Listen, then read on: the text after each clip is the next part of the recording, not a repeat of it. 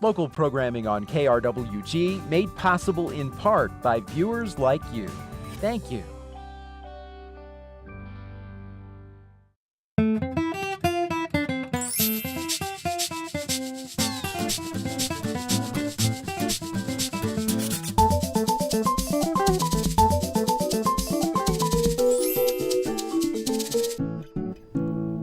Welcome to Fronteras, a Changing America. I'm Edmundo Resendez. The Engaging Latino Communities in Education program, also known as ENLACE, is now housed at the ACC. The retention program began as a Kellogg grant in 2002 to improve the rate of Latino and Latina students staying in middle and high school and then graduating from institutions of higher learning. My guests today are here to discuss the program from a teacher's perspective.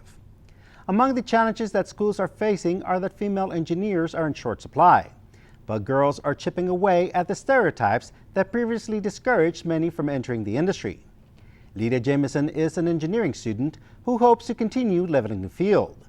The following feature was produced by Christopher Edgar, a sophomore at Vista Peak High School in Aurora, Colorado. Female engineers are in short supply. In a largely male-dominated field, women are slowly gnawing away at the stereotypes left before them. Lydia Jameson is a female engineering student at Vista Peak Preparatory. I've always really liked math and science. I felt like it was a logical next step, and there's a lack of women in the field. I think we just need to get rid of the idea that men are better at engineering, because women can and will be equals to men in engineering, and we need to get rid of that idea to persuade more girls to join the field. The male-dominated field makes women more reluctant to join, get women involved, and that way you'll be able to change the stereotype. Girls should join engineering because they have just as much potential as men. Whenever we restrict part of the population from joining the field, there's half as much potential, and we need that potential to go farther. I think there's a difference in pay between men and women because of the stereotypes. The stereotypes hold women back in the engineering field, and that needs to be changed. Because if it's half and half, there will be a lot less discrimination, and the next generation of engineers would be a lot better and a lot more equal. I think that schools should do a lot more clubs that are just girls, because it really encourages girls to get out there and in an environment where they feel safe and like they won't be discriminated against, where they can lead without feeling confined at all. Each day prejudice is broken down more and more, allowing for men and women to enjoy the same jobs without facing scorn. Reporting for PBS Student Reporting Labs, I'm Chris Edgar.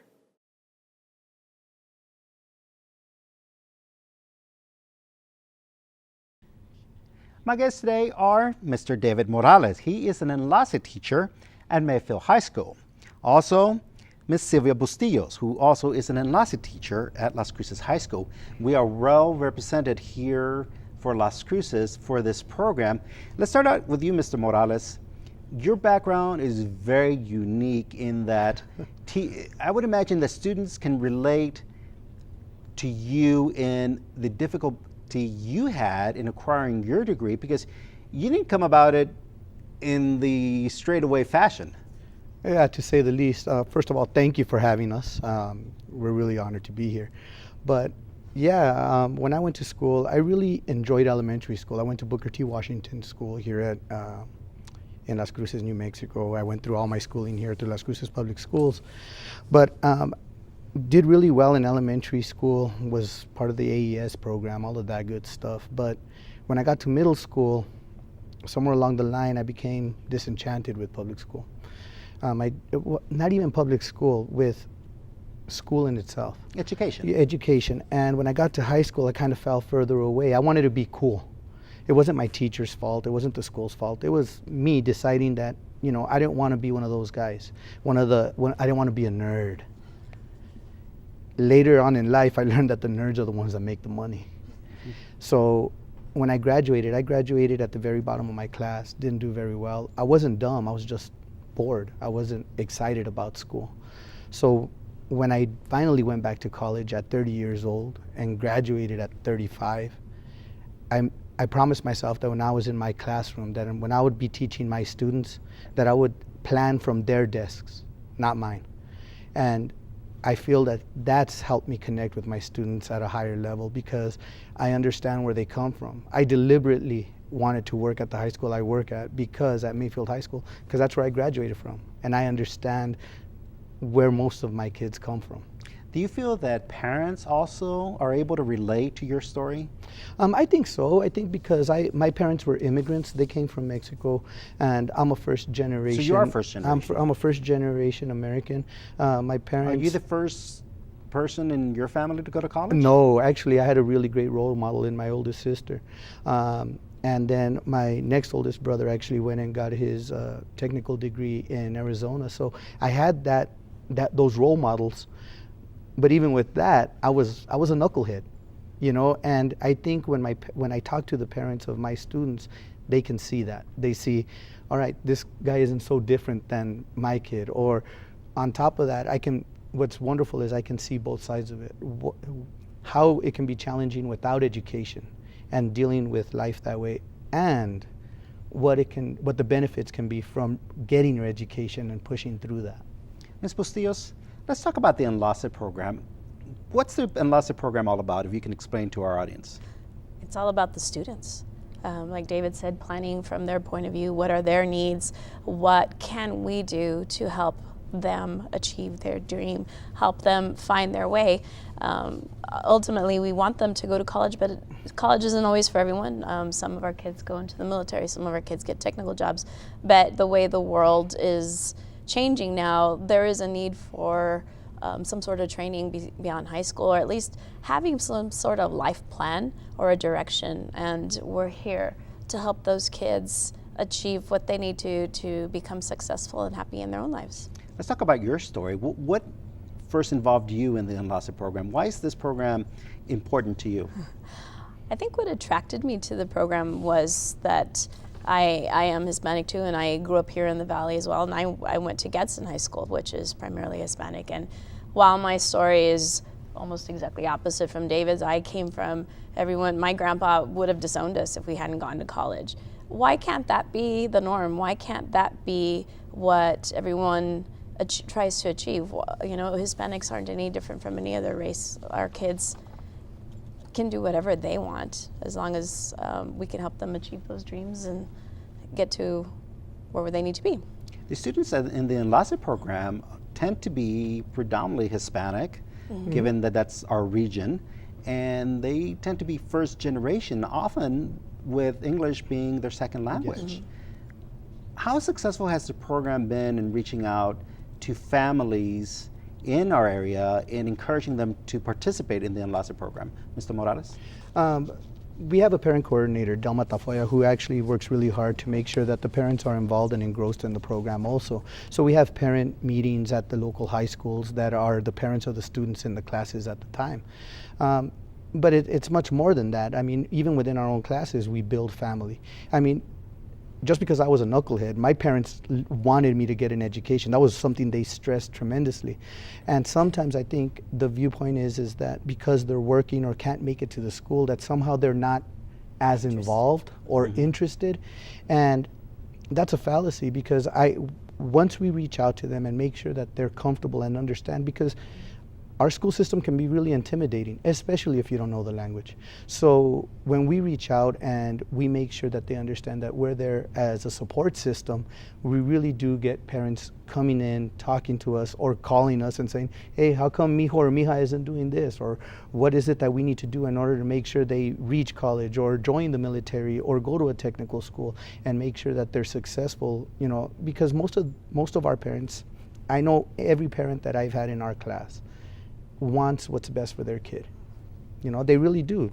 You know, they're not keeping their best kids at home. They're sending us the kids they have, and they want what's best for them.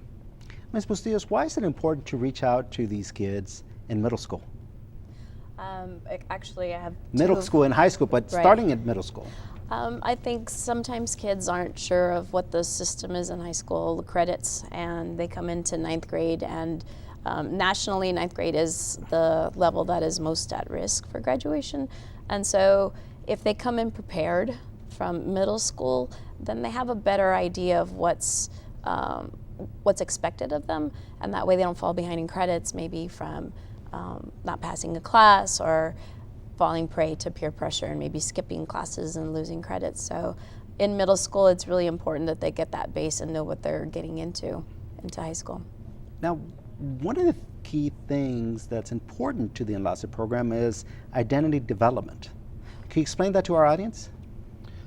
Knowing where they come from. So at Mayfield High School and at Cruces, I know that it's true also. It's actually a diverse group. It's not just Latinos. Yeah. You know, we have kids from all backgrounds, and just because they're Latinos doesn't mean they have the same story or the same trajectory. So we make sure that they figure out who they are, because once they find out who they are, and we go through steps to kind of self-explore kind of culturally and have some cultural relevance in our curriculum, what that does is it creates this foundation, because if they know who they are, it's really hard to shake them off that foundation. So instead of being followers, they become leaders within their communities. Let's talk about transformation. You work really hard with the students, but also the parents. What kind of transformation have you seen from these students as they come through the program? Because you really work in not just talking about college, but talking about technical, military, looking at their future. What kind of transformation do you see in the students as they come up through the middle school process, through the program in middle school, and then through the high school program?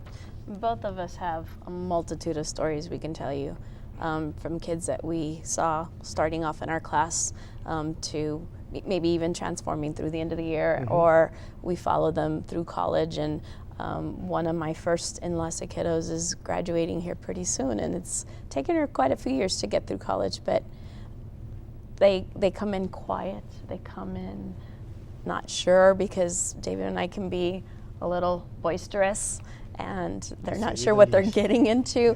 Yeah. I just graded my semester exams, and one of the girls said, I didn't know what I was getting into in this class, but I'm sure glad I did, because it's what I needed to help me get where I'm going. And so it's interesting to see them come in quiet, and then you can't shut them up later, because they just speak their minds. They're not afraid. What about for you, Mr. Morales?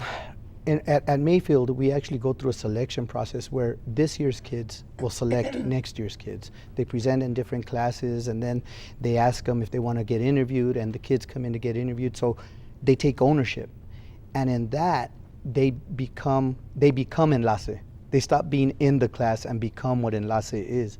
And once they take ownership, so next year when they're in the program, they're looking backward at the kids that they selected and saying, how are they doing? Are they all right? Do they need any help? Can we do anything for them? And they, at Mayfield we have 4 levels, so when they get to level 4, they're registering for college, they're looking at scholarships, and you see this kid that walked into the interview shy, afraid, intimidated, calling the colleges. Today at lunch, one of my kids was calling his college. He's going to Western Tech in El Paso. Hey, I need to set up an appointment for my financial aid package. I need to find out exactly when it is, because I can't afford to skip school. And this is a kid who had in the teens absences, 20s absences before in his junior and sophomore year. And today he's calling, hey, I need to know. I need to know, because I can't afford to miss school, so that way I can get my work from my teachers. A kid that, looking from the outside in, you would have thought, if he gets a job after high school, maybe he'll be all right. And now he's taking charge of his own education. You want to talk about transformation? That's transformation. Do you see this transformation in the parents as well? I have. In the fact that we get to know them, and they become more confident because they understand and learn the system and know how to work through, how to navigate it. And once they know how to navigate it, they know, okay, so the next thing we need to do is this. And they're not afraid. And they're not afraid. To ask for help. And we try to do a lot of, have a lot of conversations and a lot of training, and say, when you come in, don't wait till the last minute when something's going to happen.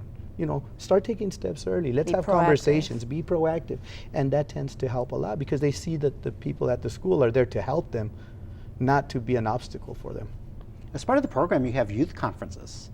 Talk to me a little bit about these youth conferences and how they help empower the students. Well, it's funny, because you'll hear, David say at Mayfield, at Cruces, and there's a history there. Yeah. And it's interesting, because the kids don't know what they're getting into, and then we show up at the conferences and they become enlaceros and enlaceras. They see that there's more of them, and they see the numbers.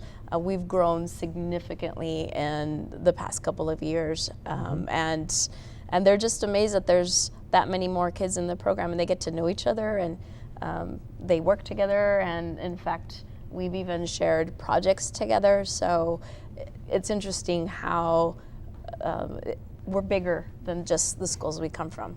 So we started off with just us, and so we've because of the Cruces Mayfield rivalry, the kids always start off that way. Then we show up at the conferences and, hey, they're not so bad. And then by the end of the conference, it's us, not us and them. It's all of us. Oñate came in, Centennials come in, we've had Gadsden in the past, we have Demi now. So we have Las Montañas and La Academia Dolores Huerta, New America. So when we come to these conferences, and in the fall it's art and culture, so kids will present poems and different presentations, movies they've made, and talking about their experiences in ENLACE. And in the spring we have an our research conference. And our kids take on social issues that they feel that impact them, and they do the research, learn about it, and then propose solutions, which is that one step that we've seemed to have been missing for a little while. So now we're looking at how can we actually fix this problem? How can we take on this issue and make the world a better place for all of us, not just for me or you, but for everyone? As teachers, I remember growing up, I'll be the first to admit, I used to give my teachers hell. I was that kid. Thank you. That gave me the gray hairs. But you know what? You're the kind of kid we love. Yeah, and I was the challenge. Yeah. And for my parents, it was very difficult for them to really be engaged in our schooling. They're first generation. My dad's goal was for us to come to this country, to come in, get a job, and just do better than he did in Mexico. Yeah. And that was his big thing. Schooling was important, but not as important as being able to get a job. So we had that challenge of growing up, not having somebody to look up to say, well, they went to college, and therefore I'm going to go to college. It was all getting through high school. That was the goal. How often are you faced with these kind of similar situations? Go ahead. Frequently. Yeah, I would say you said this earlier, that sometimes the parents don't know how to navigate the system, or the students a challenge, and we just try to provide as many avenues as we can as teachers through the program, and in our own time.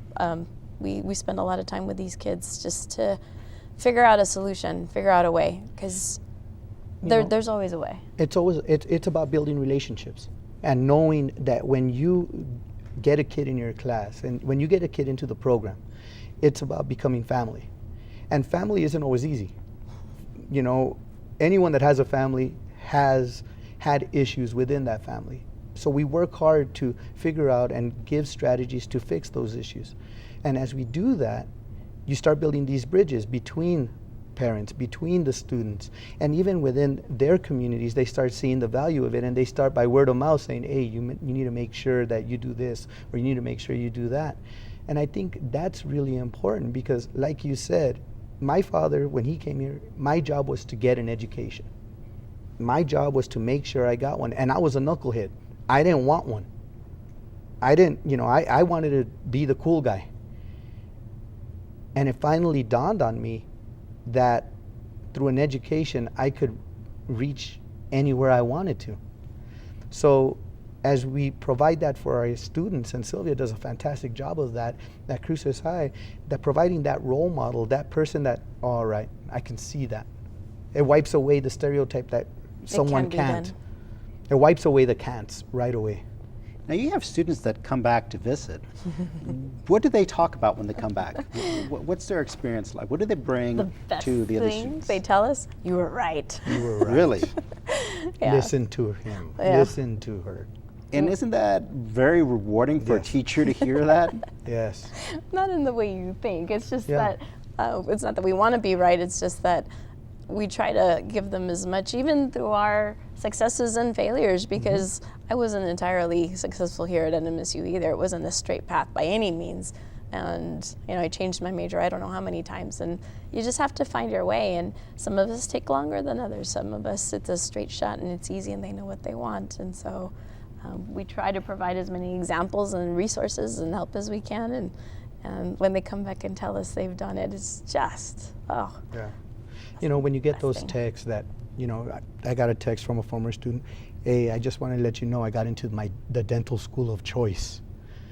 You know, when you get that text from a kid who self-deported after graduating from high school, moved back, became a citizen, that he just finished his first online college semesters while serving in the military. When you get those kids that come back and tell you, I had to drop out, but I'm working hard to get back in.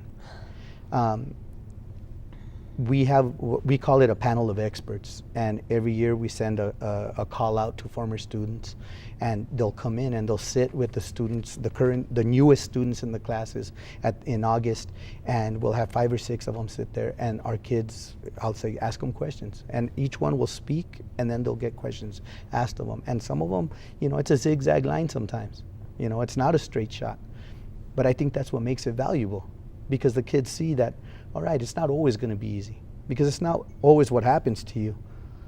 It's how you deal with it. It's how you deal with the stuff that challenges you. It's how you deal with those issues, because we got to persevere. We got to be persistent. We got to have ganas. And ganas goes a long way in Yeah. really getting the kids motivated. Yeah. Right. Let's talk about one of the big things that you do is you take kids on tours to colleges. You started out here at NMSU, and you've recently expanded to Arizona, California, and you're looking to go into San Antonio. For a lot of these kids, going onto a college campus, for many of them in this community, have never been to NMSU, even though they are from here. Right. What's the experience like from these students when they come onto a college campus? Can you imagine not even having been to NMSU or even leaving the city? I mean, when we leave the state and we take them to see these things, it's just incredible to see them light their eyes and see the different things. Some of our kids, when we took to California, had never seen the ocean, and we were there to be with them to see that and see the opportunities and the things that they could possibly do. Maybe they can't get into that college at Santa Barbara this year, but maybe they could transfer later, or maybe they can go and get their master's there later. Just knowing that it's possible, and seeing them see that and make that connection it's just so rewarding. You know, that expansion of horizon, to know that there's so much more out there than just what's within our city limits. You know, I often ask my kids, how many of you have been to NMSU? And I'm not talking about the soccer fields, the baseball fields, and all that. And they'll put their hands back down because they haven't been exposed to that. So when we come here, that's a valuable first step. NMSU is an incredible institution. But then we started thinking, you know, it would be cool if. And we made it happen. And that seems to be like our mantra, you know, well, what if? All right, let's try it. So we go to Arizona and we spend the night, and we hit these 2 colleges, and I mean, we run these kids from one place to another to make sure they get as much out of it as they can. And for them to come back and say, yeah, it was worth it, you know, and to know, and even if it's not them going to that school, you know, they'll remember that experience for the rest of their life. So when they have kids, why not them? Why can't they do that? And that's extremely valuable. You know, I have a soon-to-be 17-year-old, and one of the things that I've encouraged her to do is, you know, being that she's second-generation Latina from her dad's side, from my side, is expand your horizons. You know, I bring her onto campus to visit, you know, the school, and she is a dual credit student. And for me, what's important is for her to be able to really expand her horizons and explore other schools, and to really be able to see that. Do you see this transformation taking place with these students who never considered perhaps ever leaving Las Cruces? Yes, absolutely. They see that they belong. When they see other people that look like them and sound like them on campus, they see that they belong here, that there is no reason why they can't be here, that if they get into whatever school, their school of choice, getting in is the hard part. Once you're there, it's getting it done. And you see it. It bubbles up to the top. It's incredible. How is it for you, Ms. Bustillos, to see the transformation in these students? I can't think of anything more fulfilling. It's funny because the kids sometimes by mistake call us mom and dad, and because they become part of us. They come and eat lunch with me. They come and eat lunch, and they before school and after school. The room and is never empty. The room's never empty. I have students still in college calling and asking for help on papers, on resumes, and they become part of your lives. They're my kids. They're our kids, and to see them want to do and try and do more, because they have so many possibilities. There's so much that they're capable of doing. They don't even know, and when they see that it might be possible, that's just all I need. Have you had the experience of seeing your kids graduate from college, either one of you? My bio kid? No, My students? Your student Oh kids. yeah. Oh, yeah. We get invited. Well, I know I have, and I know We she get has. invited too. We get invited to the parties and the celebrations, and it's usually the parents. Parents. You know, the kids. You know, we're lucky. You know, I try to cultivate relationships even after high school. Mr. Morales, Ms. Bustillos, thank you very much for joining us here on Fronteras, A Changing America, to discuss the ENLACE program, which is now housed at the ACC. Thank you. Thank you, sir. For Fronteras, A Changing America, I'm Edmundo Resendez. Thank you for joining us.